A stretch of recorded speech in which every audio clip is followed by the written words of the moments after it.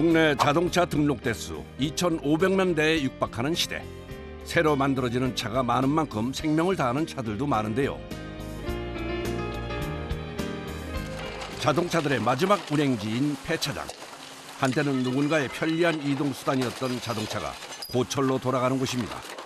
폐차라고 해서 무조건 부수는 건 금물.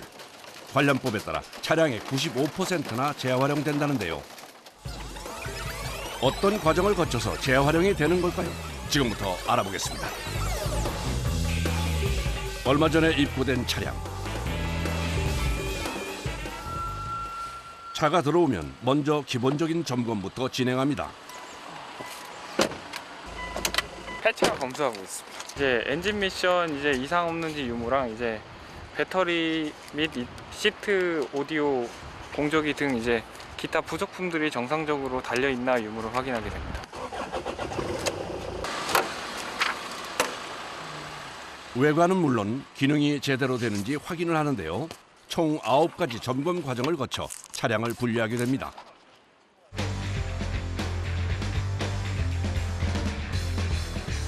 수출이 나가는 차와 이제 폐차 해체하는 차량으로 나누게 됩니다.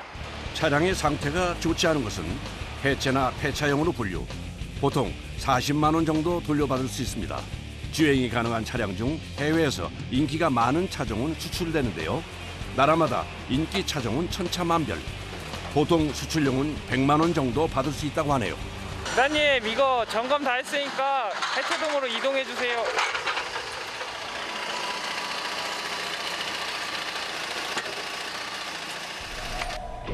해체 작업은 별도의 작업장에서 진행되는데요.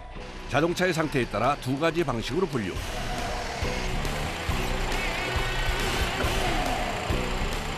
원자재들만 빼내고 폐기하는 것과 차량 의자나 사이드 미러 등 부품을 재활용하도록 해체하는 것입니다. 이쪽 파트는요, 뭐 라이트든지 알루미늄, 그다음에 부수적인 것들 필요한 부품들 중으로 팔 수 있는 부품들 살리는 거고요. 쭉 가다 보면은 기름을 빼는 거고, 그다음에 큰 엔진이랑 뭐 미션이랑 이렇게 빼는 파트입니다. 이거. 흡사 자동차 제작 라인 같이 생긴 해체 작업장. 연료 종류에 따라 작업장을 구분해 둔 건데요. 이곳에서 하루 해체되는 차량의 수만 80여 대나 된다고 합니다. 본격적인 해체에 앞서 먼저 제거를 해야 할 부품들이 있다는데요. 배터리, 그다음에 타이어 이런 걸 제가 빼고 있습니다.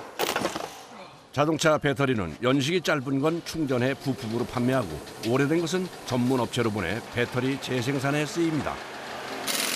타이어는 5년 이상 사용했거나 상처가 있는 경우는 폐기. 제자하세요. 타이어의 경우 생명과 연관된 부품이라 재활용 여부도 신중히 결정합니다. 기본적인 것들을 떼어낸 차량은 작업대로 옮겨 본격적으로 해체 작업을 진행합니다. 급사 철로와 비슷하게 생긴 작업대에 차량을 올리고 작업 과정에 맞춰 차를 이동하는데요. 폐기용 중에서도 원자재만 분류하는 차량이라 알루미늄과 배선, 보철을 중심으로 분류하는 것이 핵심입니다.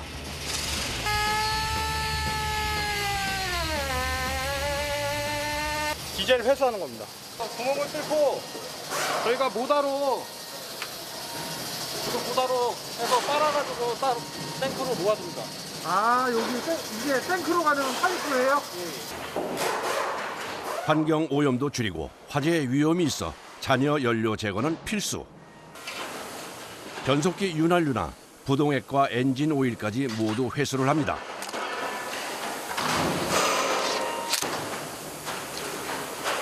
보통 한 90% 넘어서 90%에서 95% 정도 됩니다.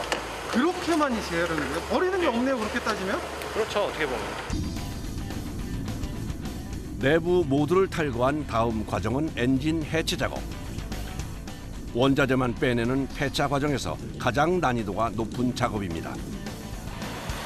무게만 200kg이 넘는 엔진을 안전하게 해체하기 위해 크레인을 개조, 기계까지 고안을 했습니다. 이제 엔진 내리는 작업합니다. 엔진이요? 네네. 위에서 하게 되면 위험하기 때문에 제가 반전기 이렇게 잡고 고정시킨 다음에 옆에서 해야 안전합니다. 엔진을 분리하기 위해서는 차량을 가로지르는 촉매 변환기부터 제거를 해야 하는데요. 절단에 사용하는 도구가 좀 독특합니다.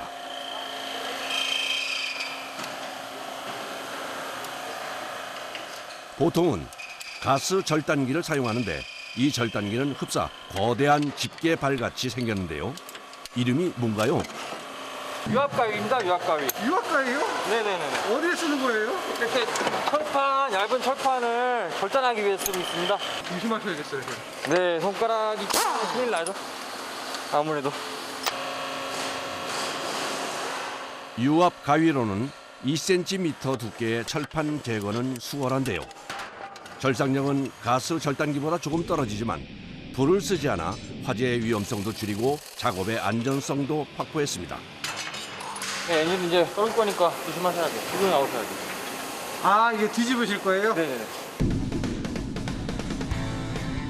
90도로 뒤집어둔 차량을 똑바로 돌려 세우는 작업자. 이 상태에서 차를 흔들어 엔진을 분리합니다. 마지막으로 엔진에 고리를 걸어서 흔들어주면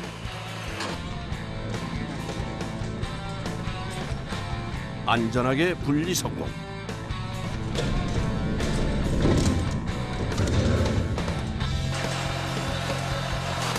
이렇게 제거한 엔진은 따로 한 곳에 분리를 해둡니다. 풀 나가는 것도 있고요. 아니면은 이제 따로 분류를 해야 되죠.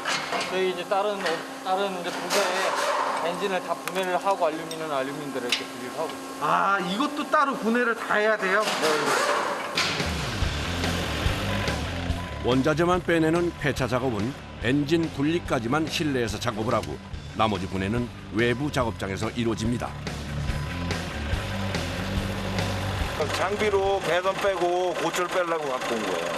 저거를 분해를 하려면 완전히 다 안에를 드러내야 되거든요. 그러고 배선을 빼야 되는데 시운성이 없어서 사람은 힘만 들고 하니까 기계로 하는 거예요, 장비로. 자동차의 서스펜션 같은 고철이나 플라스틱에 깊이 숨어있는 배선류의 구리를 수거하는 작업.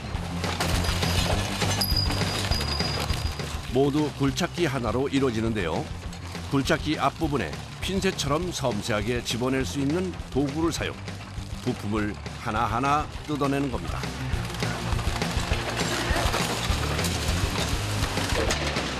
섬세한 작업인 만큼 기계를 잘 다루는 것이 관건 때문에 부품 제거 작업은 10년 이상의 경력자들이 하고 있습니다.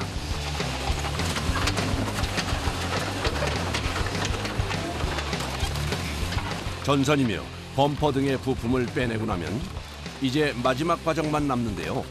보관과 이동이 편리하도록 부피를 줄여주는 압축 과정.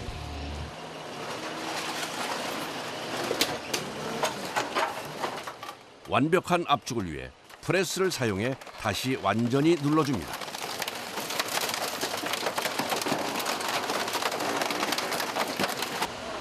종이장처럼 얇게 차체가 압축되면 해차 완료. 1시간 만에 차량 한 대 해체가 끝이 났습니다. 이렇게 압축된 차들은 원자재를 분리하는 공장으로 보내지는데요. 보통 한 번에 차량 25대 분량, 대략 20톤씩을 실어 나릅니다. 이곳에서 아직 남아있는 고철, 알루미늄, 구리를 비롯해 납, 백금, 망간 등의 고가의 금속까지 분류해냅니다. 슈레더라고 불리는 전단기에 차를 통째로 넣으면 자동으로 선별 작업이 이루어지는데요. 플라스틱이나 유리 등은 매립되거나 폐기시키고 알루미늄이나 고철은 재사용되는 겁니다. 정말이지 허투루 버려지는 게 하나 없네요.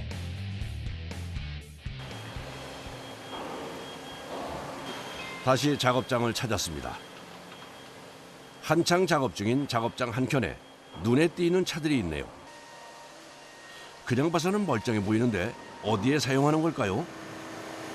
왜냐면 이 차 같은 경우는 올분해야 되거든요. 그래서 조심해서 다루시면 될 것 같아요. 절로 그냥 옮겨주시면.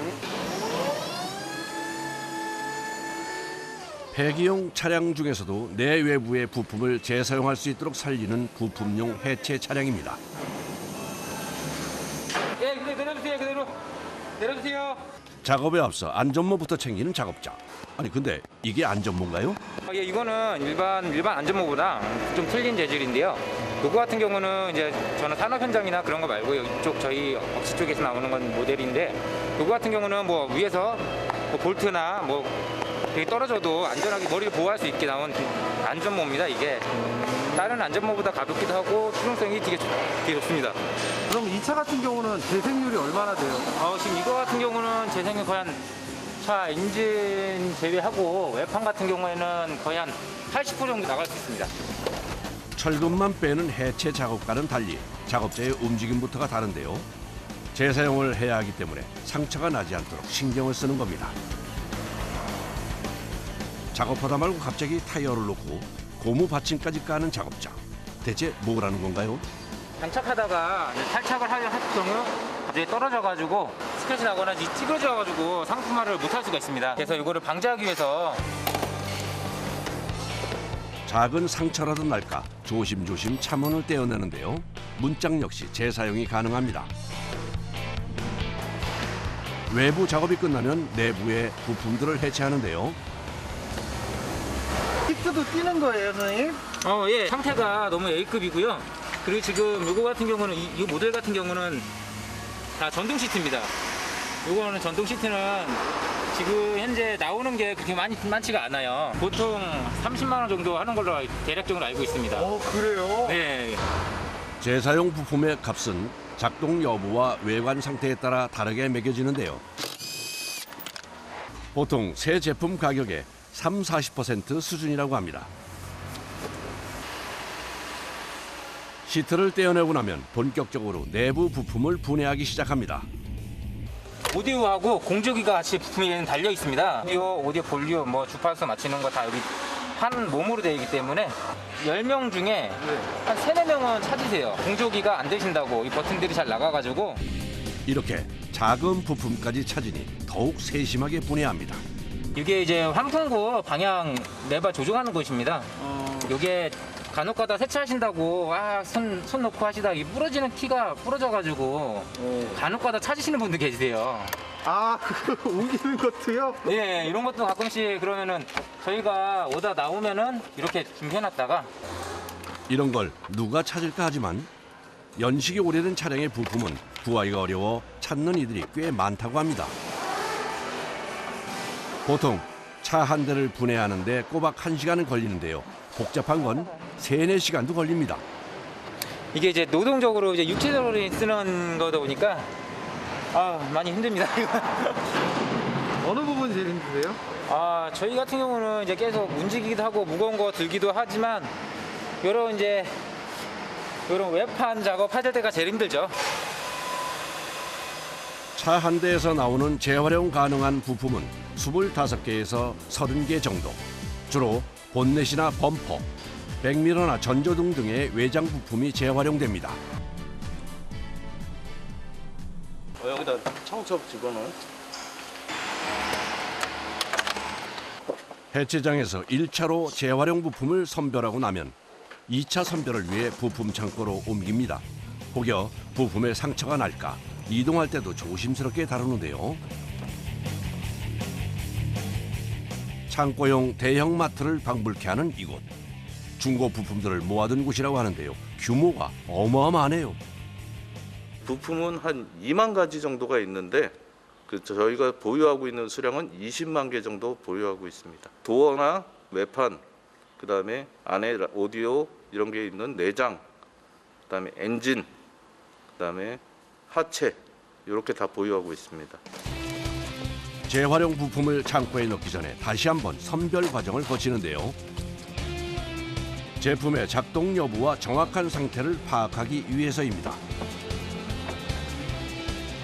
이건 전조등이기 때문에 라이트가 들어오는지 깜빡이가 들어오는지 그런 것들을 확인하고 있습니다.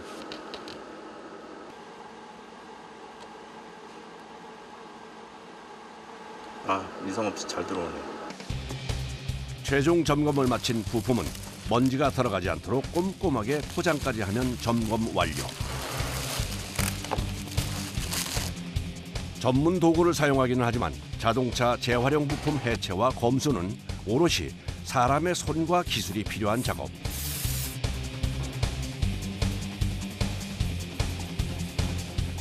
부품을 뜯고 살피고 완벽하게 세척해서 판매가 가능하기까지 작업자들의 손이 미치지 않는 곳이 없습니다. 점검과 세척이 끝나면 보관 전에 꼭 해야 하는 일이 하나 있는데요. 이건 저희만 보는 게 아니라 저희 판매하는 사람도 보고 소비자분도 보기 위해서 사진을 찍어서 세세하게 부분 올리고 있습니다.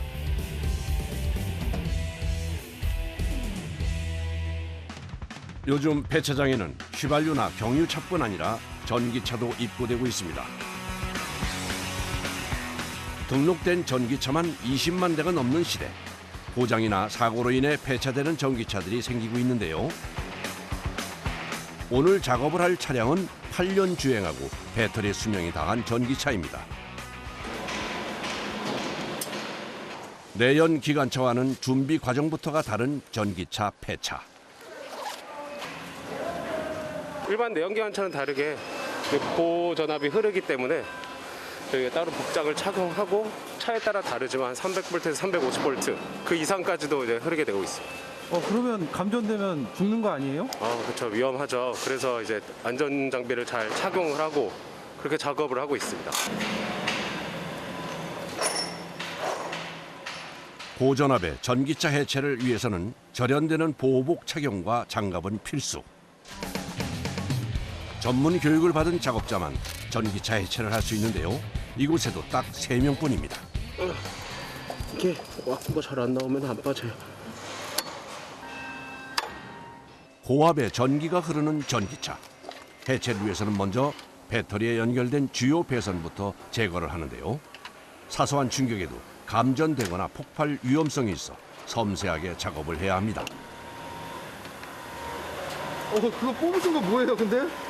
이거는 이제 저희가 전기차를 충전을 할 때 충전선이라고 보시면 돼요. 이걸 떼야 이제 차체랑 배터리가 분리가 되기 때문에. 아하, 이렇게 보니 알겠네요. 전기차의 배터리는 모델마다 설치된 위치가 다르기도 한데요. 대부분은 차체 아랫부분에 있습니다.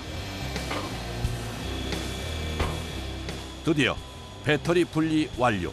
무게만 200에서 400kg이나 나가고 크기도 꽤 큰데요.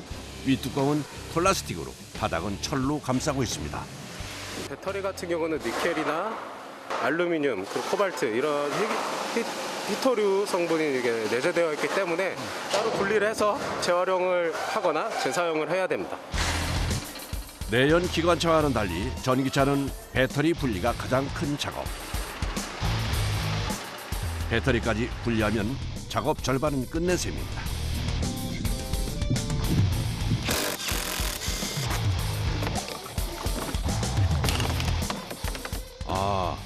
전기 자동차 배터리가 이렇게 생겼군요.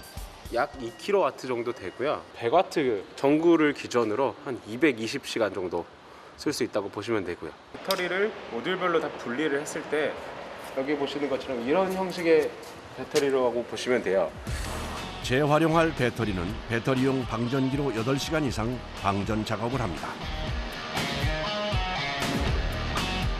모듈마다 하나하나 칸 하나하나가 보이실 거예요. 그중 하나가 이거라고 보시면 돼요.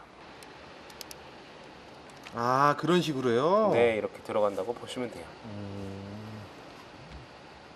찾으시는 분들이 뭐 연구용이나 뭐 따라온 새로운 사업을 하기 위해서 찾아오시는 분들이 많죠. 선박용 모터나 배터리를 사용하려고 찾아오시는 분들도 있고요. 그날 오후 폐차장에 제발로 들어오는 차 한 대. 멀쩡해 보이는데 여긴 왜 온 걸까요? 혹시 물건 주문하려는데 네. 전조등 좌측이랑 사이드미러 우측 있나요? 차종이 어떻게 되시죠? HID 사양인가요? 예, HID 있어요. 예, 헤드램프는 재고 있고요. 색상이 어떤 색상이죠? 쥐색 계열이죠. 쥐색 계열. 예, 그것도 재고가 있습니다. 10년 이전 차량들에 대해서는 많습니다. 부품들이 많고, 요 근래에 있는 연식의 차종은 부품들은 그렇게 많은 편이 아닙니다. 아무래도 이제 폐차를 안 하니까요. 그렇죠. 사고차가 아닌 이상. 맞습니다. 노후됐거나 단종된 차량을 가진 이들에게 그야말로 보물 창고나 다름없다는 이곳. 중고 부품들은 현장에서도 구입할 수 있지만 인터넷 사이트로도 주문이 가능하다고 합니다.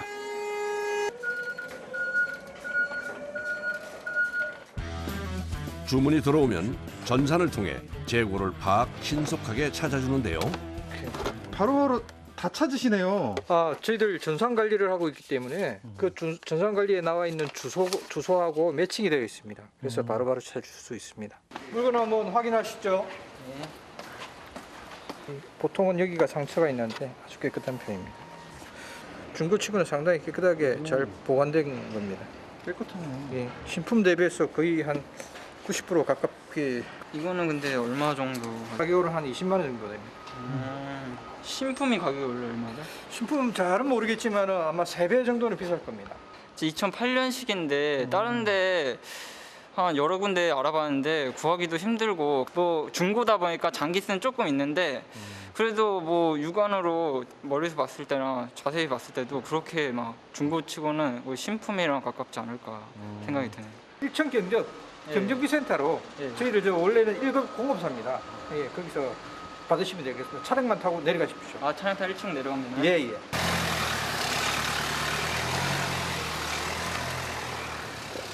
전조등이 깜빡깜빡거려서 교체하고 싶고 저희 사이드미러는 좀 장기대가 많아서 교체하고 싶은데요.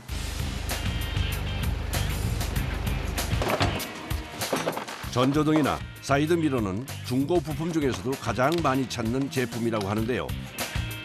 교체만 해주면 새 것처럼 사용할 수 있기 때문입니다. 특히 사이드 미러는 모델만 같으면 색상이 달라도 구입해 도색을 하는 경우도 꽤 있다고 합니다. 선생님 이쪽으로 한번. 라이트 테스트 해주세요. 네. 어디 작동이 잘 되나 확인해 봅시다. 오.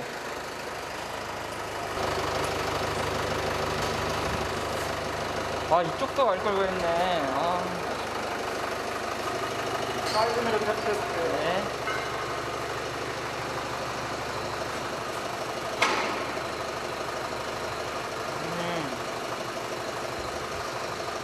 신품보다 저렴한 가격에 살 수 있어서 너무 좋고요. 이제 바꿨으니까 안전하게 오래오래 타야죠. 수리도 했으니 안전하게 잘 사용하시길 바랄게요.